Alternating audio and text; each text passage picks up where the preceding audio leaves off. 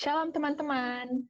Sebelum memulai ibadah PC kita hari ini, aku ingin mengajak teman-teman sekalian untuk menyalakan video agar kita dapat beribadah layaknya persekutuan Jumat selagi di Fasilkom. Ayo teman-teman, mari kita nyalakan videonya. Aku tunggu 1 menit lagi. Ayo. Mari kita semua nyalakan video.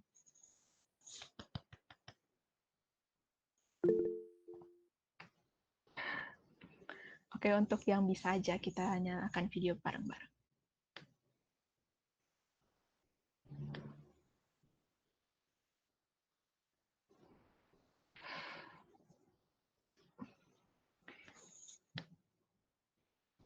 Oke, bagi yang bisa nyalain video, nyalain ya.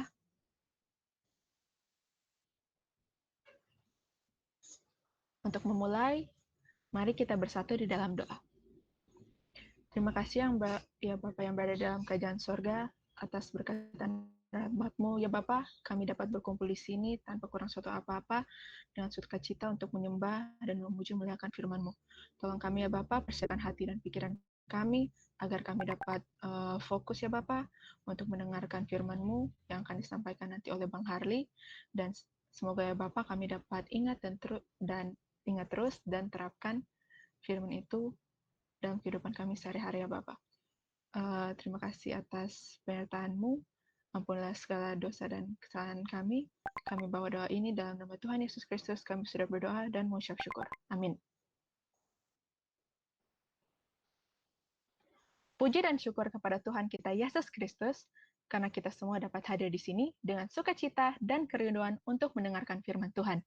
Mari kita persiapkan hati dan pikiran kita dengan menyanyikan lagu Karya Terbesar.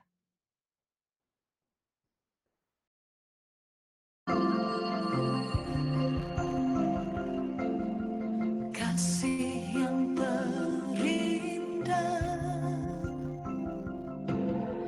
hati yang mulia,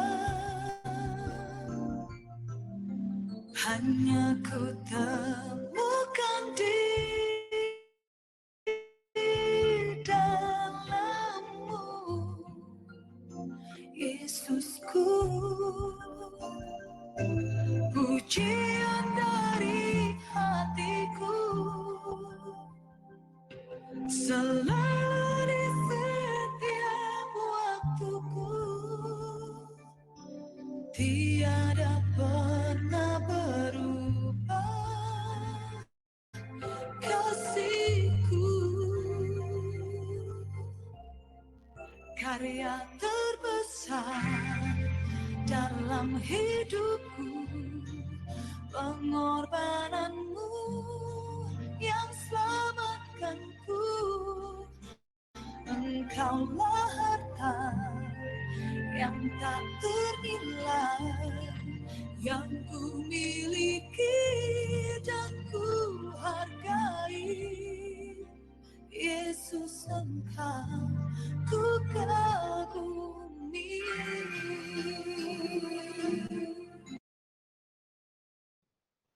Kepada Bang Harley, dipersilakan. Langsung ya, Dek ya. Oke, thank you untuk Ulan. Selamat siang adik-adik sekalian. Kalau masih ada yang bisa nyalain video, boleh nyalain videonya ya. Untuk screen-nya boleh di off, biar lebih banyak wajah yang kelihatan. Oke, thank you. Suara saya jelas ya? Oke, adik-adik sekalian selamat siang, salam kenal buat kita semua. Ini kayaknya kali pertama saya melayani di Fasilkom ya. Biasanya untuk di UI saya lebih rutin atau paling sering itu pelayanan di FKUI. Dan saya bersyukur untuk boleh kenal jurusan-jurusan lain juga di UI. Bersyukur untuk anugerah Tuhan. Dan kiranya kita sama-sama boleh bertumbuh dan belajar di dalam persekutuan kita. Oke, adik-adik sekalian, ini satu tema yang begitu gede yang hari ini bicara tentang doktrin keselamatan di dalam doktrin kristologi. Mau bicara satu tema The Greatest Sacrifice.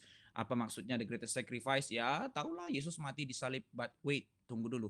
Apa arti semua itu untuk kita boleh lebih dalam untuk mengerti? Dan di dalam hal ini karena ini tema yang gitu gede dengan waktu yang sangat singkat, biasanya ini 2 doktrin yang gitu gede yang harus dihabiskan berpuluh-puluh jam, tapi dalam tempo kurang lebih 40 menit ke depan kita boleh selesaikan ini. Jadi saya akan bicara sangat cepat, but saya percaya ini UI toh ya, salah satu orang-orang anak-anak muda yang pintar di Indonesia. Bukan untuk membangga-banggakanmu, tapi justru untuk challenge kamu, untuk kita tidak menjadi orang-orang yang take it for granted, karena begitu banyak orang mengatakan iman Kristen hanya urusan tentang emosi, perasaan, tapi tidak, itu platonis. Iman Kristen itu berkait kepada rasio, emosi, perasaan, dan will kita. Bagaimana kita benar-benar mengerti kebenaran mendalam, perasaan yang terbakar untuk Tuhan, dan kemauan untuk berjalan bagi kemuliaan Tuhan. Maka di dalam hal ini kita boleh belajar kedalaman kebenaran firman Tuhan tentang the greatest sacrifice, untuk kita sama-sama siapkan hati. Jadi adik-adik sekalian, meskipun kau di rumah masing-masing dalam kondisi yang tidak terlalu formal, tapi mari kita dengan kesadaran kita sedang di hadapan Tuhan, meski tidak di dalam bodily fellowship, tapi kita di dalam fellowship bersama-sama di hadapan Allah yang kudus. Jadi mari kita sama-sama menghargai firman Tuhan, tidak untuk menghargai saya, tapi kita menghargai firman Allah yang kudus.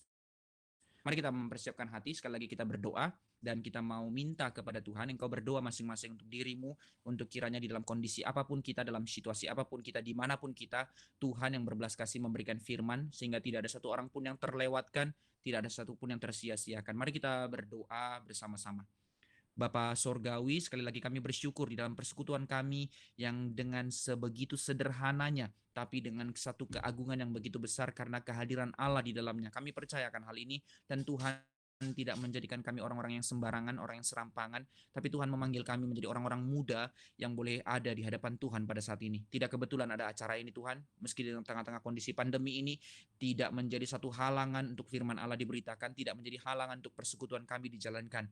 Meski kami merindukan bodily fellowship, meski kami merindukan persekutuan di antara kami, dan meski dalam kondisi sekarang belum bisa itu terjadi, tapi kami boleh menikmati persekutuan melalui online ini. Karena itu kami mohon belas kasih-Mu, hadirlah, berkatilah, sertailah setiap kami dimanapun kami berada. Ajari kami menghormati Tuhan, menghormati kekudusan Tuhan, sehingga dalam kondisi apapun kami sekarang, kami boleh berkonsentrasi, kami boleh serius dengan menyadari kami sedang berhadapan-hadapan dengan kekudusan Allah. Kami merindukan firman-Mu, berbicaralah kepada kami, ya Bapa Sorgawi. Bukalah hati, pikiran setiap adik-adik di tempat manapun mereka berada.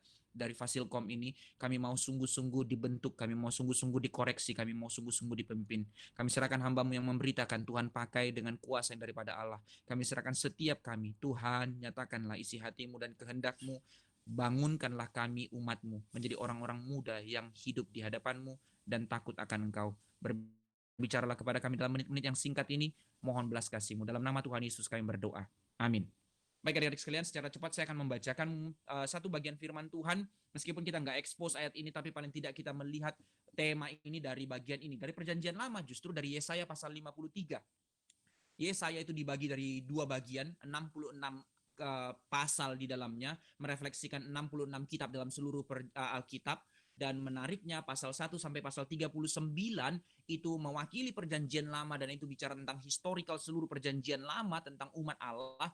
Dan dari pasal 40 sampai pasal 66, 27 mewakili perjanjian baru, itu menggambarkan atau menubuatkan tentang kedatangan Kristus. Nah, ini kitab yang begitu unik sebenarnya, dan ini dituliskan oleh Yesaya. Saya bacakan buat kita semua dari Yesaya pasal 53. Demikian firman Tuhan. Siapakah yang percaya kepada berita yang kami dengar, dan kepada siapakah tangan kekuasaan Tuhan dinyatakan? Sebagai taruk ia tumbuh di hadapan Tuhan, dan sebagai tunas dari tanah kering.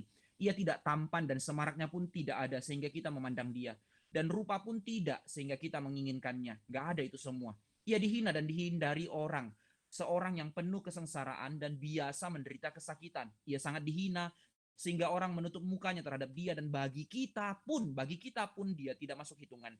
Tetapi sesungguhnya penyakit kita lah yang ditanggungnya, dan kesengsaraan kita lah yang dipikulnya. Padahal kita mengira dia kena tulah, dipukul dan ditindas Allah. Tetapi dia tertikam oleh karena pemberontakan kita, dan diremukkan oleh karena kejahatan kita. Ganjaran yang mendatangkan keselamatan bagi kita ditimpakan kepadanya, dan oleh bilur-bilurnya kita menjadi sembuh. Kita sekalian sesat seperti domba, masing-masing kita mengambil jalannya sendiri, tetapi Tuhan telah menimpakan kepadanya kejahatan kita sekalian. Dia dianiaya, tetapi dia membiarkan diri ditindas, dan tidak membuka mulutnya, seperti domba yang dibawa ke pembantaian. Seperti induk domba yang keluh di depan orang-orang yang menggunting bulunya, ia tidak membuka mulutnya. Sesudah penahanan dan penghukuman ia terambil, dan tentang nasibnya siapakah yang memikirkannya? Sungguh ia terputus dari negeri orang-orang hidup, dan karena pemberontakan umatku ia kena tulah.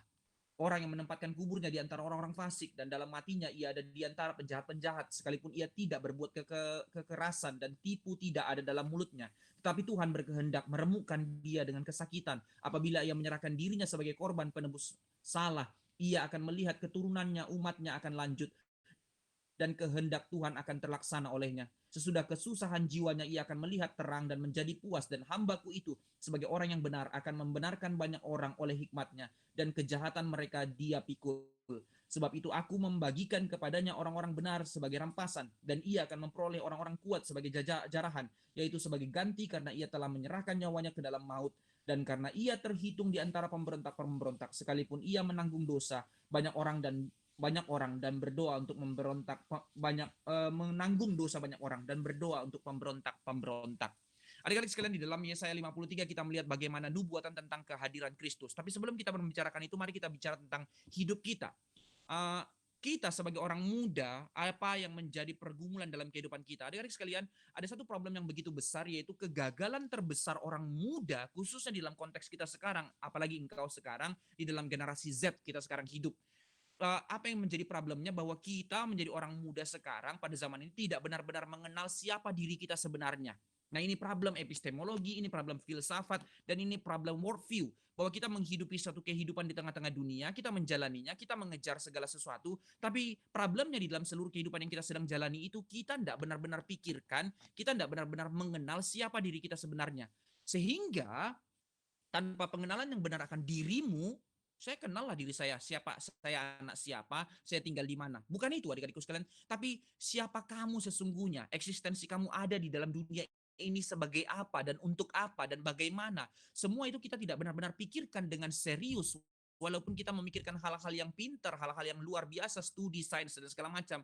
But eksistensi diri di dalam keberadaan kita sekarang, kita nggak benar-benar pikirkan. Sebenarnya kita kosong, kita empty. Sehingga tanpa pengenalan yang benar akan dirimu dan apa yang harusnya menjadi tujuan hidupmu, maka apapun yang kau sedang jalankan sekarang, sesungguhnya itu adalah sebuah kesia-siaan sebenarnya. Jangan salah mengerti saya mengatakan bahwa kamu hidup dalam kesia-siaan, bukan berarti saya sedang mengatakan bahwa engkau orang muda tanpa idealisme, engkau orang yang hidup sembarangan. Engkau memang tidak tergolong kepada orang-orang yang hidup di luar sana rusak, tanpa studi, menjadi berandalan, menjadi orang-orang yang hidup dalam mabuk-mabukan dan segala macam. Tidak. Karena faktanya sekarang engkau ada di dalam universitas yang bonafit, engkau masuk dalam UI, bukan hal yang gampang. Tapi adik-adik sekalian, persoalannya bukan di situ. Namun persoalan yang lebih dalam yang saya mau undang untuk kita sama-sama pikirkan. Adik-adikku sekalian, apakah pada masa mudamu sekarang ini, gumulkan, apakah engkau pada masa mudamu sekarang ini, engkau sungguh-sungguh menyadari siapa dirimu sebenarnya? Apa arti hidupmu dan apa tujuan hidupmu sebenarnya? Pernah pikirkan dengan serius enggak? Mengapa engkau ada? Dan mengapa engkau harus ada di dalam universitas ini pada saat ini? Ya, saya ada karena kemampuan saya lah. Nanti dulu. Kenapa harus ada? Ada orang yang lebih pintar daripada kamu yang Tuhan tidak izinkan untuk masuk di tempat ini sekarang. Untuk apa? Maka mari kita memikirkan ini semua dengan kesadaran yang serius. Tapi sayangnya, pernah pikirkan enggak? Oke, katakan pun engkau sudah pernah memikirkannya, tapi tak sedikit darimu di dalam memikirkan hal itu yang memikirkannya hanya berdasarkan sebuah idealisme yang sempit, atau bahkan hanya kepada sebuah dasar angan-angan yang sempit. Pengejaran tujuan atau satu harapan yang kosong karena hanya didasari oleh tawaran dan mimpi-mimpi dunia, kenikmatan dunia yang dangkal yang menjadi purpose-mu. Sementara, jadi apa artinya? Tetap menuju kepada sebuah kesia-siaan sebenarnya adik-adik sekalian. Maka filsafat dunia yang menjadi dasarnya, apa yang menjadi tawaran di hadapan dunia, itu yang menjadi tujuanmu, menjadikan sebuah perjanji atau angan-angan pengharapan yang limit, sebuah kenikmatan yang sementara. Tetap saja kosong, adik-adik sekalian, kosong. Maka adik-adik sekalian, sadarkah engkau bahwa hidupmu itu sebenarnya terlalu berharga? Ini yang mau saya bawa untuk kita mengenal value kita, siapa kita.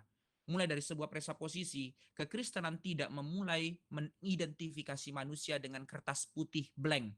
Kalau engkau hanya didefinisi siapa itu manusia, manusia lahir seperti kertas putih, tabula rasa, berarti engkau adalah meaningless. Karena apa? tanpa arah, tanpa tujuan, tinggal harus diisi sekarang. Bagaimana sebuah kertas putih didesain tanpa purpose lalu menjadi satu yang meaning? Nggak ada. Kertas putih itu meaningless. Atau ada definisi lain, manusia itu dimulai dengan keberadaan dosa, satu hal yang korup. Tidak loh, tidak. Tapi Alkitab membawa kita kepada satu value yang begitu berharga. Manusia dicipta dengan kehidupan yang begitu berharga. Tapi mari kita mendefinisi ini tidak salah mendefinisinya. Bukan kita menjadi berharga karena engkau memiliki harta, karena engkau cantik atau tampan, karena engkau pintar, atau karena engkau menjadi orang yang famous, terkenal. Bukan, bukan. Bukan pula hanya sebatas urusan religius yang sempit, bahwa karena Allah peduli, karena Allah mengerti masalah-masalahku. Sepertinya itu baik mengenal value kita. Oh ya, saya menjadi berharga karena Allah peduli, Allah mengerti masalah-masalahku. Itu pun terlalu remeh, itu pun terlalu dangkal. Bukan itu yang didefinisi Alkitab tentang diri kita. Melainkan apa yang digambarkan Alkitab tentang kita menjadi orang yang memiliki value yang berharga, yaitu karena engkau didesain oleh Allah sebagai gambar rupa Allah yang dicipta di dalam agenda dan tujuan Allah yang begitu mulia. Sekali lagi, mengapa kita menjadi begitu berharga? Karena kita didesain oleh Allah sebagai gambar rupa Allah di dalam agenda dan untuk tujuannya Allah. Maka nilai hidupmu, adik-adikku sekalian, bukan ditentukan dari apa kata orang. Engkau tidak menjadi depresi atau engkau tidak menjadi bangga karena apa kata orang. Bukan itu yang menjadi nilai hidupmu. Bukan pula nilai hidupmu ditentukan dari subjektivitas perasaan emosimu semata yang sempit. Tidak, nilai hidupmu tidak seremeh itu. Namun nilai hidupmu dinilai dari Allah, sang desainer yang begitu mulia, yang merancangmu di dalam kemuliaannya dan memenuhi kamu dengan kasihnya, kebenarannya, kekudusannya, kebenarannya. Maka ini menjadi satu value yang begitu berharga, bukan satu hal yang limit, bukan satu hal yang materialistik saja, tapi bernatur kekekalan dari Allah. Maka Tuhan juga tidak mendesain kita menjadi robot yang dikontrolnya sehingga kita tidak memiliki sebuah kebebasan, karena kita didesain sebagai image of God yang berpribadi, independen, kebebasan untuk memuliakan dan menikmati Dia. Juga tidak menjadikanmu seperti binatang yang hanya digerakkan oleh insting yang tidak memiliki roh. Tidak, tidak. Melainkan kita didesain sebagai pribadi di dalam kasih. Inilah value hidup kita yang didesain bukan hanya untuk menikmati suatu hal yang sementara, tapi dari awal kita didesain menjadi image of God untuk berelasi dengan Allah, untuk menikmati Allah. Adik-adikku sekalian, mana logika yang masuk akal? Engkau pasti bisa cepat jawab. Jika disuruh pilih, mana pilih? Air 1 galon atau pilih mata air? Pasti cepat langsung jawab, pilih mata air. Jika disuruh pilih berkat atau sumber berkat, pasti engkau bilang sumber berkat. Logika yang sangat sederhana. But di dalam faktanya yang paling bodoh adalah, jawab sekarang jujur. Di dalam realita hidupmu sekarang, kira-kira umurmu antara 18 sampai 22 tahun sekarang ya. Yang terjadi, mana yang kau pilih? Berkat Tuhan atau Tuhan? Jangan buru-buru jawab, engkau bilang memilih Tuhan. Omong kosong. Karena faktanya engkau rela mengkompromikan dirimu kepada suatu hal yang hina hanya untuk kenikmatan sesaat. Engkau buang Tuhan. Engkau lebih memilih berkat daripada sumber berkat. Di dalam logikanya engkau akan pilih sumber berkat daripada berkat. Tapi dalam faktanya engkau memilih berkat daripada sumber berkat. Ini kan kebodohan kita. Tapi pertanyaan ini bukan ditanyakan kepada manusia. Pertanyaan ini ditanyakan kepada sang desainernya Allah. Ya Allah, ketika engkau menciptakan manusia, engkau memilih mereka, mendesain mereka untuk menikmati berkat atau untuk menikmati engkau sang sumber berkat. Engkau diciptakannya menjadi memiliki nilai, value yang begitu mulia. Karena kita diciptakan sebagai image of God untuk menikmati Allah. Relasi. Inilah value hidupmu. Tapi adik-adikku sekalian, apa yang menjadi problem yang begitu masalah, ironis yang begitu masalah di dalam dunia, bahwa kita telah jatuh dalam dosa. Aduh, dosa lagi. Mungkin kau sudah merasa biasa mendengar hal ini sehingga kita sulit untuk menerima lagi pemberitaan firman ini. Ya sudah sering kok dengar ini. Tapi nanti dulu adik-adikku sekalian, karena kita sudah terlalu sering mendengar dosa sehingga kita tidak lagi mau menjadi orang yang mau memikirkannya. Kenapa? Justru sebenarnya karena kita gagal untuk mendefinisi dengan dosa dengan benar. Kalau engkau benar-benar mengerti apa itu dosa dengan benar, engkau nggak akan sembarangan dengan dosa. Tapi faktanya sampai sekarang di dalam kehidupan masa mudamu, engkau masih tetap mengkompromikan diri dengan dosa. Kenapa? Kemungkinan terbesar karena engkau tidak benar-benar sadar apa itu dosa. Maka adik-adikku sekalian, saya mengundang kamu untuk sama-sama memikirkan pada siang ini apa sebenarnya dosa. Di dalam definisi memang iya, orang akan mengatakan bahwa dosa itu adalah pelanggaran. Seluruh agama yang memiliki konsep kewahyu akan mengerti konsep dosa. Dan mereka akan sama-sama mendefinisi bahwa dosa adalah pelanggaran terhadap hukum Tuhan. Tapi apa yang terjadi? Adik-adikku sekalian, Alkitab tidak berhenti dengan definisi itu. Maka Alkitab mendefinisikan dosa bukan semata-mata pelanggaran terhadap hukum dan aturan.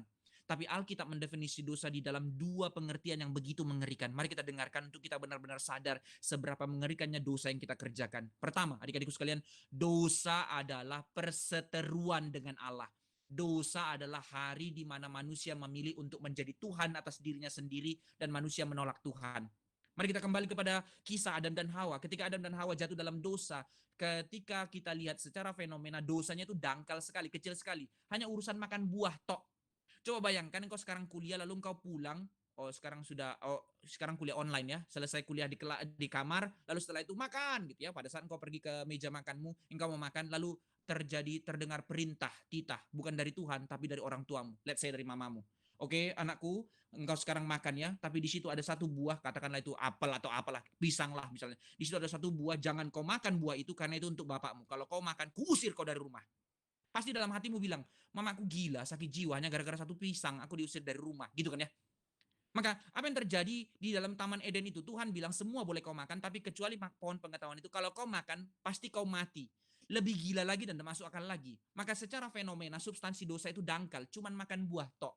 Tapi dosa bukan sekedar urusan makan buah itu. Nomenanya, di balik fenomena itu ada satu pengertian, ada satu substansi yang begitu mengerikan. Yaitu apa? Tawaran si iblis. Bahwasanya ketika engkau makan buah itu kau menjadi sama dengan Allah. Maka di dalam pikirannya Adam dan Hawa ketika dia memilih untuk makan buah itu, dia sedang mengatakan bahwa aku tidak perlu lagi Tuhan, tidak perlu lagi tunduk kepada Tuhan karena aku sudah menjadi Tuhan atas diriku sendiri. Inilah dosa. Maka adik-adikku sekalian, apapun dosa yang kau lakukan, mungkin kau tidak menjadi seorang bejat, mungkin kau tidak main pelacuran, mungkin kau tidak menjadi seorang penjudi atau pemabuk, tapi satu dosa yang kau lakukan sekecil apapun itu, dibaliknya satu substansi yang sama. Engkau sedang menolak Tuhan. Engkau mengatakan engkau orang yang religius, engkau mengatakan engkau orang yang berdoa, engkau mengatakan engkau orang yang sungguh-sungguh, engkau baik, engkau tidak melakukan ini dan melakukan itu. Tapi dalam hatimu menyimpan dosa, sama saja engkau sedang menolak Tuhan dalam hatimu. Inilah dosa. Yang kedua, adik-adikku sekalian, maafkan kalimat ini kasar, tapi untuk menyadarkan kita begitu mengerikannya dosa. Apa itu dosa? Dosa itu adalah pelacuran rohani. Maafkan kata ini kasar. Seorang pelacur rela menjual tubuhnya demi uang, demi kenikmatan sesaat. Tapi apa yang kita lakukan?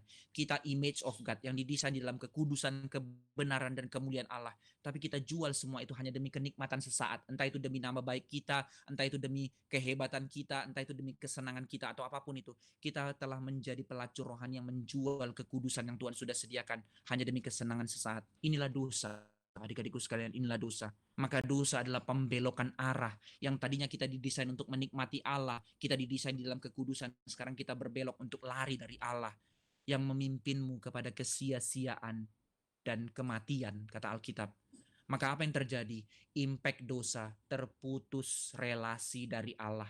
Satu-satunya yang membuat kita bernilai bahwa kita didesain untuk menikmati Allah. Satu-satunya yang membuat kita bisa menikmati Allah, maka Allah mendesain kita di dalam kemuliaannya sehingga kita bisa menghampiri kemuliaan Allah. Tapi sekarang kehilangan kemuliaan Allah, hati manusia menjadi kosong.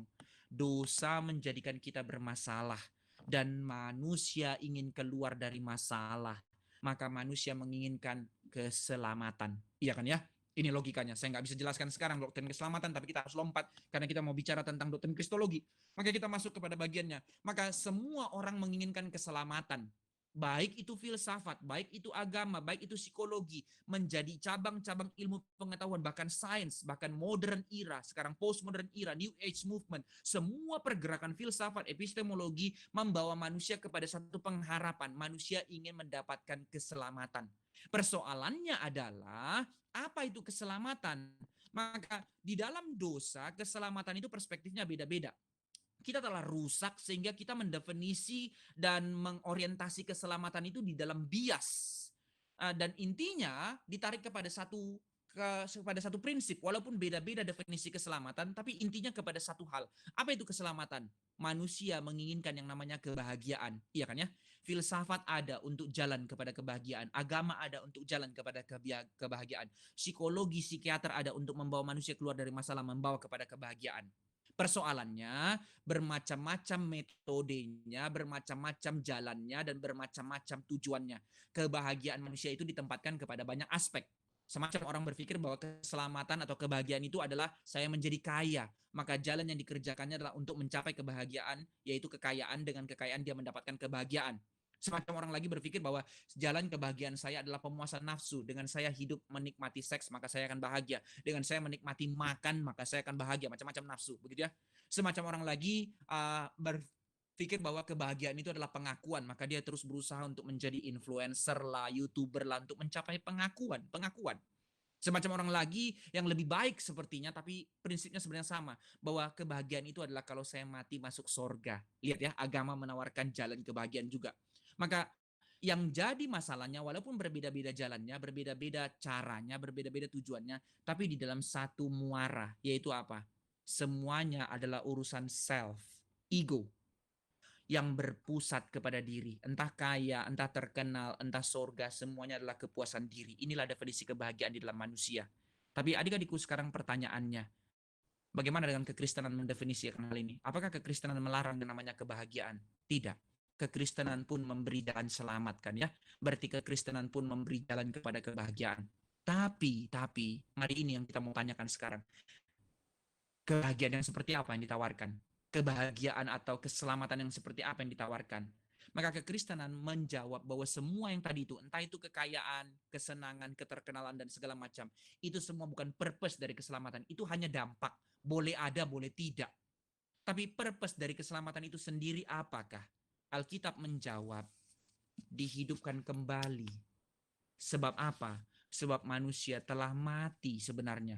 Maka Alkitab berbeda dengan agama mengatakan manusia jatuh dalam dosa tidak berhenti kepada kejatuhan. Tapi Alkitab memberitakan satu pengertian yang lebih dalam bahwa manusia bukan hanya jatuh, tapi manusia mati dalam dosa. Roma 3 ayat 23, karena semua manusia telah berbuat dosa dan telah kehilangan kemuliaan Allah. Roma 6 ayat 23, sebab upah dosa ialah maut, manusia mati. Apa fakta manusia mati? Apa tanda manusia mati? Faktanya kita masih hidup kok. Kematian itu bukan hanya urusan tentang kita hanya tidak bisa bergerak. Bukan. Adik-adikku sekalian, saya tanya secara hal yang paling sederhana lah dalam ilustrasi. Di antaramu mungkin pernah mengalami kedukaan di dalam keluarga ya. Saya pernah. Hari di mana orang yang kita kasihi meninggal. Kenapa kita bersedih? Apakah hanya karena dia tidak bisa gerak lagi, nggak bisa senyum lagi? Bukan kan ya? Hal yang membuat kita hancur hati ketika ada orang yang kita kasihi meninggal adalah karena terputus relasi. Iya kan ya? Maka apa itu mati? Keterputusan relasi. Maka hari di mana manusia jatuh dalam dosa, manusia itu mati, putus relasi dari Allah. Sebab Allah itu kudus, kita kehilangan kemuliaan Allah, kita terputus hubungan dari Tuhan. Maka di dalam keberdosaan kita mati, Kalau kita mau jujur pada diri kita sendiri pada saat ini, adik-adikku sekalian, pada siang ini di dalam persekutuan Jumat kita, selidikilah hatimu sekalian dengan jujur di hadapan Tuhan. Berapa banyak keberdosaan yang telah mengikat hatimu, hai orang muda? Berapa banyak? Saya tidak tahu. Saya bukan dukun. Saya bukan punya CCTV untuk mengawasimu. Tapi Allah yang hidup mengetahui kedalaman hatimu. Berapa banyak keberdosaan yang telah mengikat hatimu, adik-adikku? Yang sepertinya memberimu kepuasan dan kebahagiaan. Tapi deep di dalamnya engkau tahu, kosong. Di antara kita yang terus mengejar kenikmatan, bermain-main dengan segala macam keberdosaan, entah itu engkau hidup dalam kecurangan, di dalam iri hati, di dalam manipulasi, membuang waktumu dengan percuma di dalam sebuah kenikmatan sesaat, entah engkau habiskan waktumu bermain-main dengan game segala macamnya. Jangan salah mengerti saya, bukan berarti saya menjadi orang yang anti dengan segala kenikmatan, bukan. Tapi engkau menghabiskan waktu investasi hidupmu dengan percuma di dalamnya terlalu banyak, memuaskan diri dengan mungkin ketenaran atau hal-hal yang lainnya, atau dengan zat aditif, atau dengan pornografi dan segala macam kepuasan-kepuasan nafsu. Sebenarnya satu hal yang begitu menjijikkan di hadapan Tuhan, tapi engkau tetap mengejar dan menikmatinya. Ini kan realita yang kita hadapi di tengah-tengah dunia sekarang. Ini kan realita yang kau hadapi dalam masa mudamu. Hidupmu menjadi kosong. Maka Alkitab mengatakan, mati. Adik-adikku sekalian, pertanyaan yang sederhana. Kalau engkau mau jujur, jawab dalam hatimu. Tidakkah engkau capek menjalani hidup yang demikian? Tidakkah kau merasa hampa menjalani hidup yang kosong demikian? Apa arti hidupmu? Apa tujuan hidupmu? Sementara ini engkau bisa tetap menipu diri, bisa tetap menipu orang lain dengan mengandalkan mungkin uang muka, mungkin kekayaan orang tua muka, mungkin kecantikan muka, mungkin kepintaran atau keterkenalan mula, macam-macam. Engkau bisa tetap mengandalkan itu sekarang. Tapi sampai berapa lama? Atau engkau tetap menekankan dalam hatimu, mengeraskan hatimu untuk tidak peduli, ya sudahlah, oke lah, aku nggak lakukan itu kok, jadi ya sudah, aku nggak peduli. Sama saja, karena engkau tetap di dalam kekosongan, sebuah angan-angan dan mimpi tanpa arah dan tujuan yang kekal, karena hanya sementara, tapi jauh dalam hatimu, ujungnya kosong, kosong. Maka Alkitab memberitahukanmu, adik-adikku sekalian, di dalam Roma pasal 3 ayat 23 tadi yang saya katakan, ketika kita kehilangan kemuliaan Allah, hati kita kosong dan telah menjadi terputus dari Tuhan. Dan dosa itu hanya membawamu kepada maut, kepada kematian. Satu kepastian yang tidak mungkin engkau bisa hindari. Maut, kematian, kehampaan, kekekalan, kepada kebinasaan. Maka sekalipun sampai hari ini engkau mencoba mengingkari atau tidak peduli dengan hal itu, fakta yang tidak bisa kita ingkari pada akhirnya, engkau mati, adik-adikku sekalian, kita mati. Maka di dalam kematian manusia, di dalam kematian rohani di awal, lalu kematian fisik, sampai kepada kematian kekal, tak mungkin manusia bisa mengupayakan keselamatannya. Wong sendiri mati kok. Maka ketika agama mengatakan manusia berusaha mencari jalan, manusia mencari Tuhan, maka Alkitab satu-satunya kitab suci yang mengatakan tidak ada satu manusia pun yang benar, tidak ada satu manusia pun yang berakal budi, tidak ada satu manusia pun yang mencari Allah. Seluruh agama mengatakan mari cari Tuhan. Seluruh filsafat mengatakan mari mengupayakan jalan. Ini satu kekonyolan. Kenapa? Karena kita mati. Atau saya pakai dalam filsafat, sendiri saya yang bermasalah, lalu saya pengen keluar dari masalah, lalu saya yang bermasalah ini menentukan sendiri solusi dari masalah. Coba pikirkan ya, ini konsep. Saya bermasalah, lalu saya pengen keluar dari masalah. Of course, semua orang yang bermasalah pengen keluar dari masalah. Persoalannya adalah karena saya yang bermasalah pengen keluar dari masalah, lalu saya tentukan sendiri solusi dari masalah, apa hasilnya? Masalah. Atau saya yang bermasalah pengen keluar dari masalah, lalu saya mencari orang untuk membawa saya keluar dari masalah yang dimana orang lain juga bermasalah. Ini namanya orang buta menuntun orang buta. Maka dari masalah, pengen keluar dari masalah, lalu menentukan sendiri solusi masalah adalah masalah yang lebih besar. Orang bodoh pengen keluar dari kebodohan, lalu menentukan sendiri jalan dari kebodohannya yang bodoh. Ya makin bodoh, iya kan ya? Maka inilah dunia, agama. Kita tidak sedang menghina agama atau filsafat, tapi ini fakta. Bukan maksud untuk menyatakan kafir, bodoh mereka semua. Enggak, ini kesedihan yang harus kita tangisi. Inilah jalan yang dilakukan manusia. Entah itu sains, entah itu kekayaan. Dari sebuah keberadaan yang bermasalah, ingin keluar dari masalah dengan cara diri yang bermasalah, hanya akan menjadi masalah. Karena kita di dalam kekosongan, kematian.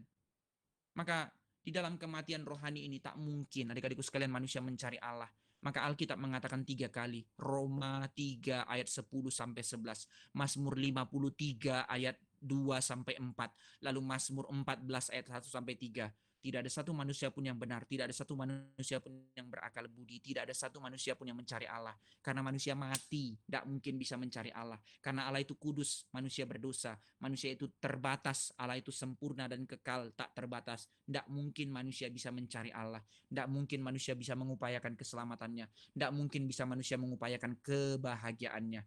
Meski fenomena dunia sepertinya memberikan sebuah kebahagiaan, tapi sebuah kebahagiaan yang limit, sebuah kebahagiaan yang kosong dan sementara dan akan hancur. Maka adik-adikku sekalian, segala upaya yang kita lakukan tetap akan membawa kita kepada kekosongan, kehampaan, dan kematian. Inilah berita yang dikatakan Alkitab. Sebuah berita teror memang. Tapi berita itu tidak berhenti di situ adik-adikku sekalian. Saya akan segera selesaikan untuk kita mengerti apa yang mau kita pelajari pada hari ini. Berita Alkitab kalau hanya sampai di situ, berarti tidak ada pengharapan. Dan justru Alkitab harus memberitahu itu untuk memberitahukan memang tidak ada pengharapan di dalam jalan, di dalam epistemologi, di dalam filsafat, di dalam agama yang ditawarkan oleh dunia. Karena jalan dari bawah ke atas gagal, korup, nggak mungkin bisa. Maka Alkitab memberikan berita yang naik lagi, berita puncak berita dari firman Allah, bukan tentang dosa. Berita awalnya adalah image of God di dalam kemuliaan. Berita dukanya adalah dosa. Dan dari dosa ini bicara tentang kematian dan kegagalan dan tidak ada harapan. Tapi berita puncaknya yaitu apa? Berita inkarnasi. Inilah menjadikan perbedaan fundamental kekristenan dengan agama. Inilah yang menjadikan perbedaan fundamental filsafat Kristen dengan filsafat dunia, yaitu bukan dari bawah ke atas, tapi dari atas ke bawah. Bukan manusia yang mencari Allah, tapi Allah yang mencari manusia. Bukan manusia yang mengasihi Allah, tapi Allah yang mengasihi manusia. Berita inkarnasi adalah berita kasih Allah yang datang mencari manusia. Maka seluruh jangkar iman Kristen bermuara kepada satu teologi, yaitu teologi inkarnasi. Maka kekristenan bukan sekedar pemuasan emosi, kekristenan bukan sekadar mengatakan I believe Jesus Christ, tapi tanpa dasar pengertian yang benar. Itu iman yang kosong. Tapi kekristenan membawa kita kepada pemikiran yang mendalam, sehingga pertanggungjawaban hidup yang benar. Iman memimpin kepada pengetahuan, kata Alkitab. Maka di dalam iman Kristen berjangkar kepada satu teologi yang begitu substansial, begitu benar, begitu mendalam, yaitu teologi inkarnasi. The greatest sacrifice. Bukan dari manusia yang mengupayakan keselamatannya. Bukan manusia yang menyiksa-nyiksa dirinya untuk menjadi jalan untuk penerimaan Tuhan. Bukan upaya manusia dengan segala kebaikan dan kekayaannya. Tapi dari Allah yang begitu besar turun menjadi manusia. Di satu pihak bagi dunia ini berita omong kosong. Kenapa Allah datang menjadi manusia? Oke. Manusia tidak bisa datang kepada Allah, saya terima. Lalu Allah datang kepada manusia, saya terima. Tapi satu konsep yang mengatakan Allah datang jadi manusia itu tidak berhenti di situ, diteruskan kepada konsep Allah yang datang mencari manusia itu adalah Allah yang datang jadi manusia. Loh, tunggu dulu. Kalau saya tidak bisa datang kepada Allah, iya logikanya masuk akal. Maka logika yang masuk akal adalah Allah yang datang kepada manusia. Iya logikanya masuk akal. Tapi Allah yang datang jadi manusia itu adalah Allah yang datang jadi manusia, ini nggak masuk akal. Bukankah dengan dia menjadi manusia justru membuktikan bahwa dia terbatas, justru membuktikan bahwa dia tidak super atau tidak maha kuasa, lalu mengapa dia harus datang menjadi manusia? Dan konyolnya lagi, satu-satunya berita itu mengatakan bahwa dia datang jadi manusia, lalu dia datang menjadi hina, kata Yesaya 53, lalu dia menjadi orang yang tidak dipandang, lalu dia harus menerima kutuk dosa, lalu dia harus tercabik-cabik dan mati di atas kayu salib, tempat yang paling najis itu. Ini berita apa? Ini berita apa? Ngapain menjadi Kristen untuk terima berita konyol seperti ini? Nanti dulu adik-adikku sekalian. Inilah pertanyaan yang harus saya tanyakan kepadamu untuk kita mengerti bahwa berita dari greatest sacrifice ini adalah berita satu-satunya dan berita yang terpenting di dalam kehidupanmu. Di dalam keberdosaan kita kosong, di dalam keberdosaan kita hina dan tidak bisa kembali kepada Allah. Maka di satu pihak lagi dari perspektifnya Allah, kita tahu dia adalah Allah yang kudus. Dia adalah Allah yang kudus, maka di dalam Allah yang kudus itu adalah Allah yang kasih. Allah yang kudus itu adalah Allah yang adil. Perhatikan konsep ini. Ini menjadi satu pertanyaan yang tidak bisa dijawab oleh agama atau filsafat apapun. Ini bukan kalimat omong kosong atau kalimat sombong, tapi inilah substansi iman Kristen yang fundamental. Perhatikan adik-adikku sekalian, Allah itu kasih. Maka Allah yang kasih adalah Allah itu kudus. Allah yang kudus itu adalah Allah yang kasih. Allah yang kasih ketika melihat engkau adik-adikku sekalian dan melihat saya manusia berdosa, dia tidak mau kita binasa, maka Allah yang kasih mau memberikan pengampunan. Pengampunan itu membawa kita kepada keselamatan. Iya kan ya? Tapi tidak berhenti di situ. Allah yang kudus adalah Allah yang adil. Dia Allah yang suci yang tidak dapat dipermainkan dengan dosa. Maka ketika dia melihat kepada keberdosaan kita yang begitu najis dan kotor. Saya tidak tahu apa dosamu. Tapi Allah tahu kedalaman hatimu dalam segala keberdosaanmu. Maka Allah yang adil harus menghukum dosa. Dan hukuman dosa ialah maut. Kasih mengampuni selamat. Adil menghukum binasa. Allah kasih, Allah adil, Allah adil, Allah kasih. Allah tidak bisa kasih saja tanpa adil karena dia kasih mengampuni tanpa menghukum dosa. Berarti dia kompromi dengan dosa itu hantu, bukan Tuhan. Allah adil, tapi dia kasih. Kalau dia adil saja menghukum dosa tanpa memberikan pengampunan, itu Allah yang kejam, tidak layak untuk disembah. Karena bukan menjadi satu relasi, tapi teror. Maka Allah kasih, Allah adil, Allah adil, Allah kasih. Bagaimana kasih dan keadilan Allah dapat bertemu? Maka pertanyaannya, adik-adikku sekalian, Tuhan harus hukum atau ampuni kamu? Kalau kau bilang Tuhan ampuni kamu, di mana keadilannya? Kalau kau katakan Tuhan harus menghukummu, dan memang Tuhan harus menghukum kita, tapi di mana kasihnya? Maka tidak ada jawaban lain. Alkitab menjawab, the greatest sacrifice, inkarnasi. Allah itu tidak hanya datang ke dunia, tapi dia datang jadi manusia. Loh kok ini jawabannya? Karena kasih dan keadilan Allah hanya bisa bertemu dengan cara Kristus datang menjadi manusia. Hari di mana Allah datang, dia mau memberikan kasih pengampunan, iya. Tapi hari di mana Allah datang, dia harus menjalankan hukuman karena dia Allah yang suci, tak bisa kompromi dengan dosa. Dia harus menghukum dosa. Tapi indahnya kekristenan menjawab, bukan kita lagi yang dihukum, tapi Kristus yang datang menggantikan hukuman kita. Maka kasih dan keadilan dilaksanakan. Kasih pengampunan diberikan, iya. Keadilan hukuman dijalankan, iya. Tapi bukan kita lagi yang dihukum, dia menggantikan hukuman kita. Maka kasih dan keadilan Allah bertemu di atas kayu salib. Di atas salib, tempat yang paling najis karena seluruh dosa kita di situ. Tapi itu tempat yang menjadi paling suci karena darah Kristus ditumpahkan di situ. Di atas salib, kasih terbesar sedang diberikan. Tapi di atas salib, murka Allah yang paling besar dinyatakan. Di atas salib menjadi tempat yang paling menyakitkan karena seluruh siksaan dosa di situ. Tapi di atas salib menjadi tempat yang paling sukacita karena kita dibebaskan dari dosa.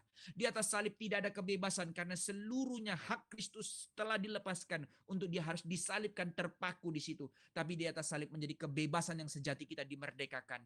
Di atas salib menjadi tempat yang paling jijik, tapi di atas salib menjadi tempat yang paling suci. Menjadi satu tempat peristiwa paradoks yang paling besar. Kristus datang menjadi manusia untuk menebus kita. Maka adik-adikku sekalian, sadarkah engkau jauh lebih hina Yesus yang adalah Allah yang tak terbatas menjadi manusia, itu terlalu amat hina dibandingkan dengan jika kita manusia yang terbatas dijadikan tuan binatang, jadi anjing misalnya. Kita rasa hina kalau kita dikatakan orang anjing. Padahal itu hanya dari yang terbatas menjadi lebih terbatas. Tapi sadarkah engkau, Allahmu, adik-adikku sekalian, yang mendesainmu, yang menciptakanmu, dia rela untuk jadi manusia dan menjadi hina dan menjadi tercabik-cabik. Kepala kita yang kotor dalam dosa, tapi kepalanya yang bermahkota duri. Mata dan mulut kita yang najis, hina, memandang yang tak benar, berkata yang tidak benar. Tapi wajahnya yang dipukuli sampai hancur. Kitab Yesaya mengatakan sampai tak dapat dikenali. Tubuh kita yang najis dalam segala keberdosaan, tapi tubuhnya yang tercabik-cabik dengan duri-duri besi cambuk Romawi. 40 kali cambukan, seluruh tubuh Yesus terkuliti. Tangan dan kaki kita yang hina dalam segala perbuatan dosa, tapi tangan dan kakinya yang terpaku di atas kayu salib. Lalu ditusuk lagi dengan tombak dari lambung menembus sampai ke jantung, menumpahkan darah dan air. Tapi apa yang dikatakannya? Tetelestai, sudah selesai. Dia mati bagi kita. Yesus datang untuk menebus kita. Tapi Yesus datang bukan hanya untuk menyelamatkanmu supaya engkau mati masuk surga. Bukan pula berita palsu untuk mengatakan percaya Yesus supaya engkau kaya. Bukan pula berita palsu untuk mengatakan percaya Yesus supaya engkau jadi sembuh dari segala penyakit. Itu terlalu dangkal. Yang ditawarkan bukan fenomena, tapi sebuah kenikmatan kekal. Bukan sebuah kenikmatan untuk memuaskan egomu, tapi kenikmatan dari Allah yang kekal. Yaitu apa? Engkau dipulihkan, diberikan kekudusan dan kemuliaan, supaya engkau didamaikan dengan Allah. Saya bacakan satu bagian dari firman untukmu, yaitu dari Kolose. Kolose 1 ayat 19 sampai yang ke-22. Apa itu keselamatan? Perhatikan kalimat ini adik-adikku sekalian. Karena seluruh kepenuhan Allah berkenan di dalam Dia. Dan oleh Dialah ia memperdamaikan segala sesuatu dengan dirinya, baik yang ada di bumi maupun yang ada di sorga.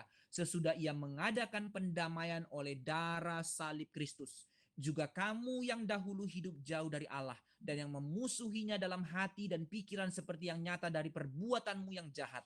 Sekarang diperdamaikannya di dalam tubuh jasmani Kristus oleh kematiannya untuk menempatkan kamu kudus dan tak bercela dan tak bercacat di hadapannya. Apa itu keselamatan? Bukan sorga tempat, bukan kaya sembuh dari segala penyakit, tapi engkau dan saya yang hina, yang terlalu kotor dan pantas terkutuk binasa ini, sekarang dikuduskan untuk didamaikan kembali kepada Allah. Satu-satunya jalan kita bisa kembali kepada Allah, kita diberikan lagi kekudusan kemuliaannya melalui darah Kristus yang menguduskan. Adik-adikku sekalian, engkau tidak dipanggil untuk kesia-siaan. Hai orang muda, perhatikan kalimat ini. Saya harus dengan segala kegentaran mengatakan, engkau tidak dipanggil untuk kesia-siaan. Engkau tidak dipanggil untuk menjadi anak-anak yang hanya untuk menikmati sebuah ego dan kepuasan diri yang dangkal. Tapi engkau dipanggil untuk menjadi anak-anak Allah di dalam keluarga kerajaan Allah. Engkau dipanggil untuk menjadi alat kemuliaan Allah. Engkau ditebus untuk menjadi rekan sekerja Allah. Berapa besarnya desain Allah. Maka demi supaya itu semua engkau terima, supaya itu semua nyata dalam hidupmu, Yesus rela menjadi kurban, the greatest sacrifice, untuk menggantikan kita, menebus kita dari dosa, menjadi kurban pengganti. Dia Allah yang rela inkarnasi menjadi manusia, meninggalkan mahkota dan kemuliaannya demi engkau dan saya yang tidak masuk hitungan ini sebenarnya. Bukan karena kemampuanmu engkau dihitung, tapi karena kasih karunia Allah, Allah memperhitungkanmu. Pengorbanan yang tidak masuk akal. Inilah inkarnasi. Inilah inkarnasi adik-adikku sekalian. Inilah karya Kristus. Inkarnasi yaitu inisiatif Allah dari atas ke bawah. Allah yang datang cari manusia. Tidak ada kemuliaan tanpa kehinaan. Apa yang harus Yesus terima? Meninggalkan kemuliaannya, turun dalam kemanusiaan. Coba bayangkan, direndahkan untuk menjadi yang hina. Direndahkan untuk menjadi yang hina. Tapi ini satu hal yang begitu mengerikan. Dia tanggalkan segala kemuliaannya yang layak disembah untuk menjadi manusia yang hina. Bahkan dikatakan di dalam Yohanes 1 ayat 12, dia tertolak. Bahkan di dalam Yesaya tadi katakan, dia tertolak. Untuk kita pun kita tidak ada keinginan untuk melihat dia. Menjadi miskin, dilampin di dalam Natal, untuk menjadi yang hina di kandang domba. Lalu disalibkan di tempat yang paling hina. Adik-adikku sekalian, di antara kita mungkin pernah berkata, saya sakit hati dan terluka. Coba bayangkan, tidakkah Kristus layak untuk lebih sakit hati dan tidakkah dia lebih terluka daripada kita? Saya sakit hati ketika dihina orang. Tidakkah kau sadar dia Allahmu dihina, bahkan diludahi, bahkan sampai kepada salib yang begitu najis dan kotor itu? Saya begitu susah dan miskin. Tidakkah dia raja yang menciptakan alam semesta untuk rela menjadi miskin dan teramat hina? Lalu engkau mengatakan, saya lonely, saya galau. Tidakkah dia menjadi tertolak dan tersendiri di atas kayu salib itu? Demi engkau dan saya. Inilah berita Injil. Inilah berita inkarnasi. Inilah pengorbanan terbesar itu. Berita kasih dari Allah. Allah yang rela untuk menjadi hina karena kehinaanmu. Allah yang rela untuk menjadi menderita karena keberdosaanmu. Sehingga engkau ditebus untuk menjadi kudus. Apa artinya kudus? Perhatikan hai orang muda. Kudus bukan karena engkau sempurna tanpa dosa, tapi Kristus menebusmu dari dosa itu untuk engkau menjadi kudus, yaitu dikhususkan menjadi milik kepunyaan Allah. Maka apa yang mau saya katakan di sini? Kudus. Engkau ditebus oleh darah Kristus untuk menjadi kudus, dikhususkan menjadi milik kepunyaan Allah. Maka sadarkah engkau betapa berharganya hidupmu di dalam Kristus, dikhususkan untuk menjadi milik kepunyaan Allah? Tapi jauh lebih serius daripada hal itu, yaitu sadarkah engkau betapa berharganya Allah dalam kehidupanmu? Karena tanpa dia, engkau menjadi sia-sia dan binasa, tapi dia menebusmu. Maka adik-adikku sekalian, penutup, apa artinya menjadi Kristen? Bahwa engkau dikasihinya, ditebusnya, dikuduskannya, dikhususkannya menjadi milik kepunyaannya, ditariknya keluar dari dosa, bahwasanya engkau dipanggilnya untuk hidup di dalam dia, bukan hidup di dalam dunia, hidup di dalam dia di tengah-tengah dunia. Dalam rancangan dan panggilannya yang begitu mulia, engkau didesainnya untuk perkara-perkara besar, untuk menggenapi, untuk menatakan kerajaannya di tengah-tengah dunia ini, sehingga engkau tidak hidup menjadi sia-sia. Bahwasanya engkau dipanggilnya untuk menjadi segambar dengan Kristus. 1 Yohanes 2 ayat 6. Hidup penuh di dalam kebenaran, di dalam kasih, kekudusan dan kemuliaan, menjadi segambar dengan Kristus. Menjadi seperti Kristus di dalam kerendahan hati, untuk tidak hidup bagi egomu, tapi hidup untuk Kristus, di dalam penyertaan Kristus, di dalam kemuliaan Kristus, di dalam pimpinan Roh Kudus. Maka adik-adikku sekalian, hari ini engkau mendengar firman, untuk engkau dibawa kepada kedalaman pengertian apa arti menjadi Kristen, apa arti pengorbanan Kristus, bukan hanya sekedar mati di salib untuk engkau mati masuk surga, tapi menguduskanmu, mendamaikanmu dengan Allah, untuk memanggilmu menjadi orang-orang benar yang hidup di tengah-tengah dunia ini, menghadirkan kerajaan Allah. Maukah engkau berdamai dengan Allah? Maukah engkau mempersembahkan hidupmu sekali lagi untuk menjadi orang-orang yang ditebus, dibenarkan, menjadi alat kemuliaan Allah? Maukah engkau dengan hancur hati mengatakan, Tuhan, di sini aku. Aku mau menjadi seorang Kristen yang bukan sekedar beragama Kristen, tapi menjadi orang-orang yang dibenarkan oleh Allah, dipakai Allah. Zaman ini, adik-adikku sekalian, bangsa ini begitu korup di dalam dosa. Siapa yang dipanggil Tuhan untuk menjadi orang benar, untuk menjadi saksi Tuhan? Apakah engkau? Mari kita berdoa. Bapa Surgawi, hamba-Mu berdoa menyerahkan adik-adik hamba ini.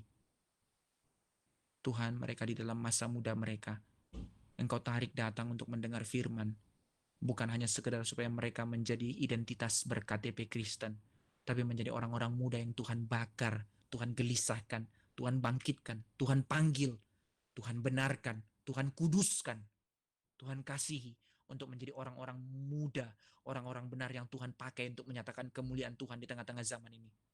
Berbelas kasih atas mereka Tuhan, sehingga mereka tidak sekedar ikut-ikutan, tidak sekedar jadi Kristen, tapi benar-benar menjadi orang-orang yang benar-benar hidup di dalam kemuliaan Allah, untuk menyatakan kemuliaan Allah.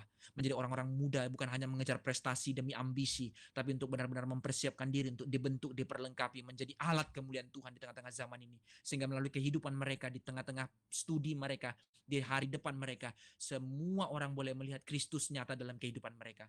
Bakar hati mereka Tuhan, bangkitkan semangat mereka Tuhan, untuk menyadari berapa mulianya rancangan Tuhan dalam hidup mereka, berapa seriusnya Kristus untuk menebus mereka, berapa seriusnya Tuhan atas hidup mereka, sehingga mereka tidak menyia-nyiakan masa muda mereka, sehingga engkau semua tidak menjadi orang-orang yang menyia-nyiakan hari-harimu. Tapi dengan segala kegentaran kami berkata, di sini kami Tuhan, bentuklah kami. Di sini kami Tuhan, terimalah kami. Di sini kami Tuhan, kuduskanlah kami. Di sini kami Tuhan, utuslah kami. Terpujilah Engkau ya Allah, terpujilah Engkau ya Yesus Kristus untuk karya agungmu yang rela menderita bagi kami yang hina.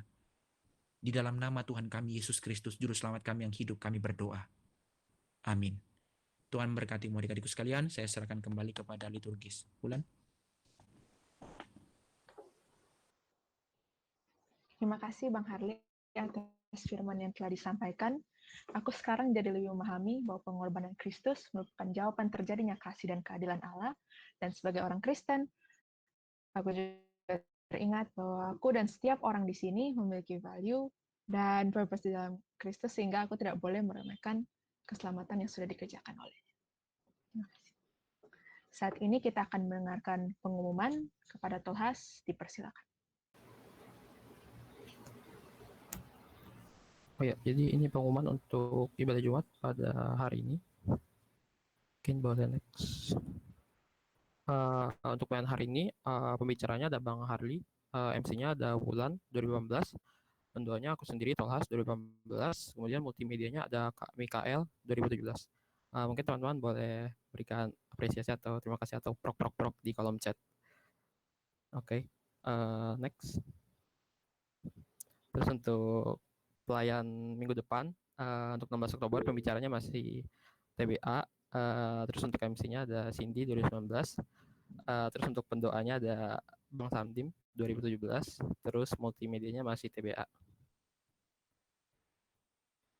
Oh ya, kami mengajak juga untuk teman-teman bergabung untuk berdoa bersama di doa siang pada hari Selasa 13 Oktober 2020, dan ini juga setiap Selasa mulainya jam 12.20, dan kalau bisa datangnya juga on time supaya karena selesainya juga bakal lebih cepat kok, nggak bakal pas-pas jam 1, jadi nggak bakal bentrok sama jam kuliah juga. Dan untuk linknya tetap sama seperti link doa siang dan persekutuan Jumat. Untuk pendoanya di doa siang minggu depan ada Bang Samdim 2017. Nah, bagi teman-teman yang memiliki pergumulan dan butuh dukungan doa, yuk isi form di bit.ly, sini aku doain. Nanti teman-teman bisa sharing aja apa yang mau didoain di situ, karena nanti bisa didoain juga.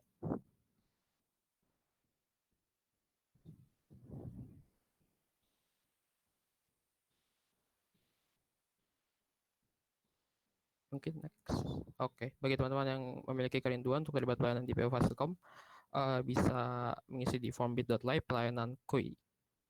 Jadi ada 2 form ya teman-teman, jangan lupa diisi bit.ly, sini aku doain, sama bit.ly pelayanan KUI. Oh iya,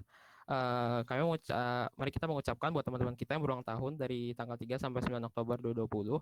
Yang pertama ada dari Dinta, Kak Dinta 2017, ada Andrea 2020, dan Joya 2020. Mungkin bisa di PC atau mungkin disampaikan di kolom chat. Selamat ulang tahun. Oke, kita masuk ke doa syafaat. Mari teman-teman kita bersatu di dalam doa. Kami di surga, Bapak Abraham Sekaya Yakub, terima kasih Engkau telah menyertai kami Allah supaya kami bisa berkumpul bersama-sama pada siang hari ini untuk beribadah bersama-sama di persekutuan Jumat. Terima kasih banyak ya Allah, kami telah mendengarkan firman yang disampaikan oleh pembicara kami, Bang Harli, berkaitan supaya kami juga bisa benar-benar lebih lagi memahami firman dan juga kami bisa melakukannya di dalam kehidupan kami sehari-hari sebagai anak-anak-Mu, sehingga kami bisa merepresentasikan-Mu ya Kristus di dalam kehidupan sehari-hari. Kami mau membawa doa kami. Yang pertama, kami mau berdoa ialah untuk penanganan COVID-19 yang sudah sekitar 7 bulan sampai saat ini ialah COVID-19 telah melanda di negeri kami. Ialah kami berdoa untuk penanganannya supaya mungkin dari timnya, dari satgasnya ataupun dari pemerintahnya sampai ke struktur yang paling kecil pun kami berdoa ialah setelah mereka berikanlah mereka hikmat ialah kiranya mereka boleh benar-benar untuk bekerja untuk berserah kepadamu ya Allah. Mungkin ada berbagai masalah yang kami tidak tahu karena kami sendiri di rumah masing-masing, tapi mungkin orang yang langsung di lapangan mereka lebih tahu ya Allah, kiranya mereka bisa benar-benar melayani orang-orang yang berkebutuhan di tengah pandemi COVID-19 ini, dan kiranya Engkau pulihkan ya Allah bangsa kami di tengah pandemi COVID ini. Kami bisa bersama-sama untuk mungkin dari ilmuwan atau dari instansi terkait untuk bisa bersama-sama menghadapi pandemi COVID-19 ini. Dan juga kami berdoa untuk dampak-dampak dari pandemi COVID-19, kami berdoa untuk dampak ekonomi dari COVID-19 yang kami mendengar dari beberapa teman-teman kami yang mungkin bahkan sampai makan saja sangat susah ya Allah. Berkatilah mereka ya Allah, sekiranya mereka bisa berkecukupan dalam kehidupan mereka sehari-hari. Berkatilah supaya boleh ada tangan-tangan yang tergerak untuk memberikan mereka bantuan sehingga mereka bisa mereka bisa kembali lagi untuk beraktivitas dengan normal. Dan juga kami berdoa untuk pendidikan di tengah COVID-19 ini. Kiranya kami sebagai Civitas Akademika di Universitas Indonesia, kami boleh tetap belajar dengan baik, belajar dengan giat ya Allah. Mungkin banyak sekali tantangan di tengah fleksibilitas dan tidak terpantauan kami dari dosen-dosen kami secara langsung ataupun dari hubungan kami secara langsung dengan teman-teman kami secara langsung. Kami berdoa Allah kiranya kami bisa tetap berintegritas di dalam-Mu, kami bisa tetap belajar apa yang seharusnya kami pelajari di Fakultas Ilmu Komputer ini. Kami bisa mengenal lebih lagi tentang kreativitas-Mu di dalam ilmu pengetahuan kami, dan kiranya kami bisa tetap menjalankan ilmu pengetahuan itu. Dan juga di dalam kasih karunia-Mu ya Allah, kami juga berdoa untuk adik-adik kami yang mungkin sedang ada di yang sedang ada di SMA atau di SMP. Mungkin banyak pergumulan mereka yang membuat mereka susah untuk benar-benar berintegritas. Mungkin ada teman-teman yang suka menyontek ataupun mereka sendiri sedang bergumul ya Allah, ataupun di tempat kuliah kami juga. Kami berdoa lah kiranya integritas di tingkat pendidikan manapun bisa tetap ditegakkan dan bisa pendidikan berjalan dengan baik, sehingga murid-murid yang dihasilkan pun tetap bisa memegang yang hatimu, dan kiranya setiap pelajar bisa mengetahui apa arti mereka dari belajar sendiri Allah, yang bisa mereka mengenal kreativitasmu di dalam ilmu pengetahuan yang kami boleh pelajari itu ya Allah. Dan kami juga berdoa buat pemerintah kami, bila mereka hikmat ya Allah, sehingga dalam mengambil keputusan mereka boleh mengambil keputusan yang sesuai dengan kehendak-Mu. Mereka boleh mengambil keputusan yang menerima juga dari berbagai tanggapan dari masyarakat. Mungkin ada di beberapa hari ini kami mendengar ada aksi demo atau yang lainnya. Kiranya berkatilah supaya tetap aman di negara kami. Kiranya masalah itu bisa juga selesai dan kiranya sesuai dengan kehendak-Mu ya Allah. Kami juga berdoa untuk orang-orang yang mengalami sakit di tengah pandemi COVID ini. Kiranya mereka boleh dipulihkan, dan juga orang-orang yang mengalami kesulitan ekonomi atau kesulitan lainnya, kiranya mereka boleh dipulihkan dan berserah kepadamu ya Allah. Kami juga berdoa untuk hubungan kami dengan keluarga masing-masing, yang walaupun mungkin ada yang terpisah selama kondisi pandemi COVID-19, mungkin ada yang di kos kami masing-masing. Kiranya kami boleh tetap berhubungan dengan keluarga kami dengan baik dan benar, tetap bisa bersuka cita, bisa tetap memegang hatimu. Terima kasih banyak Allah. Mungkin kami ingin kembali ke kegiatan kami masing-masing. Kiranya di dalam setiap hal yang kami lakukan, kami boleh memegang hatimu dan bisa menikmatimu ya Allah. Terima kasih banyak ya Allah. Asal kami orang berdosa ini, ampunilah dosa-dosa kami, hanya di dalam nama Yesus Kristus, dengan pertolongan Roh Kudus kami telah berdoa dan mengucap syukur. Dan kehendak kami, kehendak-Mu yang jadi. Amin.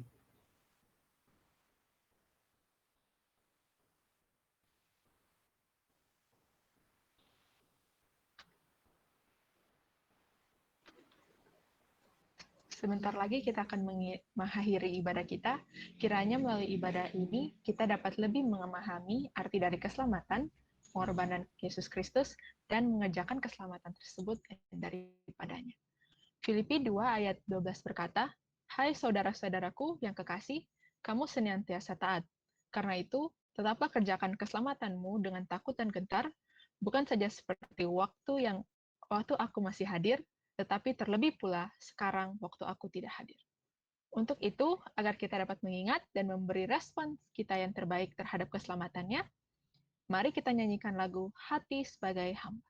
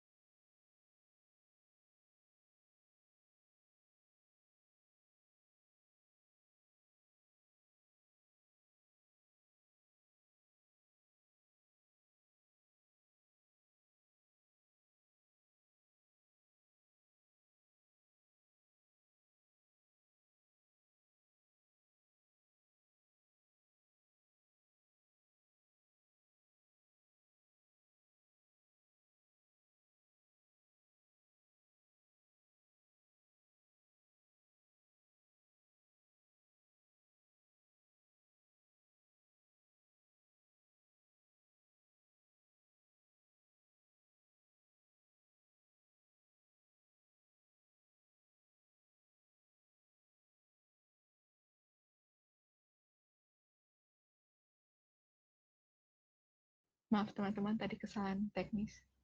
Mari kita nyanyikan Hati Sebagai Hamba.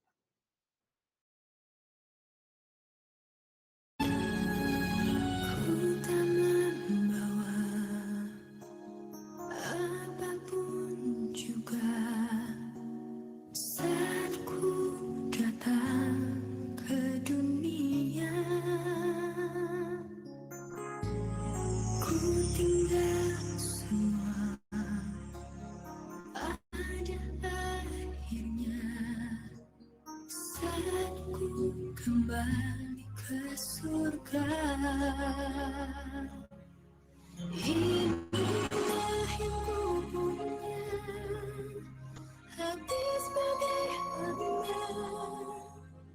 yang mau taat dan setia padamu Bapa, kemanapun ku bawa hati yang bernyanyi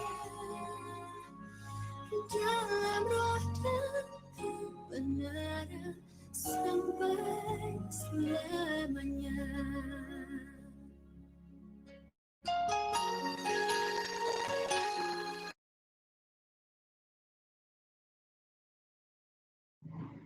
Kepada Bang Harley, kami mohon kesediaannya untuk menutup ibadah ini dalam doa.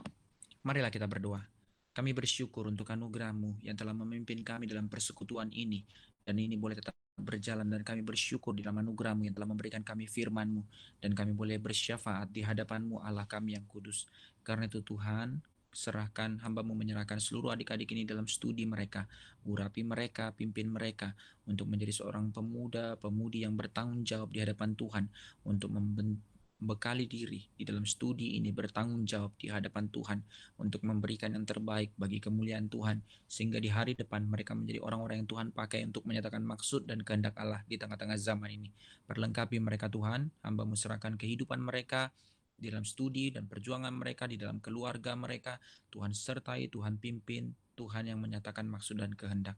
Kiranya kasih karunia dari Allah Bapa, anugerah keselamatan dari Yesus Kristus yang telah menebus kita dengan darahnya yang kudus, pertolongan hikmat pimpinan dari Allah Roh Kudus yang memimpin langkah kita mulai hari ini sampai selamanya hidup bagi Kristus. Terpujilah Allah, dalam nama Tuhan Yesus kami berdoa dan kami akhiri ibadah kami hari ini. Amin. Ibadah persekutuan Jumat telah selesai. Teman-teman dipersilakan untuk mengambil saat teduh sejenak.